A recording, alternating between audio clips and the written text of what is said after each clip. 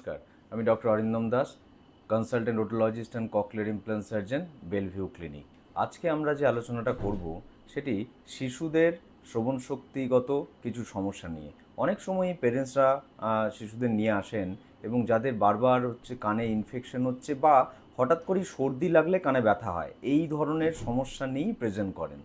আমরা যখন তাদেরকে এক্সামিন করি বা দেখি, অনেক সময়ই দেখা যায় যে শিশুটি হয়তো রাত্রে মুখ খুলে ঘুমায়, মানে মাউথ ব্রিদিং করে, এবং তার সাথে সাথে তার মাঝে মাঝেই সর্দি লাগে এবং কানে ব্যথাও হতে থাকে। কখনো বলে বিভিন্ন ট্রিটমেন্ট বা শ্বাসকষ্টের চিকিৎসা করার পরও এইটার হয়তো প্রপার উপকারিতা পাচ্ছেন না।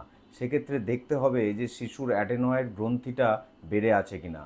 এবং আজকের দিনে এই বয়সের 5-6 বছর থেকে 10 বছর পর্যন্ত শিশুদের অ্যাডেনয়েড হাইপারট্রফি বেশ অনেকটাই বেড়ে গেছে বিভিন্ন কারণে। ওয়েদার, আপনার যে আবহাওয়ার পরিবর্তন, পলিউশন এবং বেশ কিছু কারণ গঠিতই এই অ্যাডেনয়েড হাইপারট্রফির মাত্রাও এখন কিন্তু প্রচুর পেশেন্টদের মধ্যে দেখা যায়। এই অ্যাডেনয়েড হাইপারট্রফি হলে কানে তার কেন প্রভাব পড়বে, এইটা হয়তো সব পেরেন্টসদেরই খুব কোশ্চেন্স থাকে। তার মেন কারণটা যে আমাদের দুটি কানই ইউস্টেচিয়ান টিউব দিয়ে যোগাযোগ থাকে নাকের সঙ্গে, যার মধ্যেই দিয়ে এই বায়ু চলাচল হয় কানের মধ্যে দিয়ে। তো ফলে অ্যাডেনয়েড গ্রন্থি বড় হয়ে গেলে বা ক্রনিক যদি ইনফেকশন তার মধ্যে গ্রো করে, তাহলে এই ইউস্টেচিয়ান টিউবও বারবার বন্ধ হতে থাকে এবং সেই থেকেই কানে সর্দির এফেক্ট পড়ে এবং কানেও ইনফেকশন বারবার শিশুদের হতে থাকে।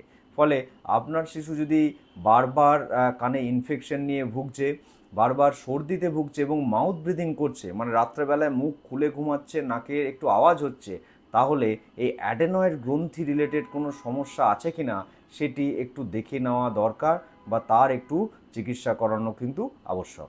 নমস্কার।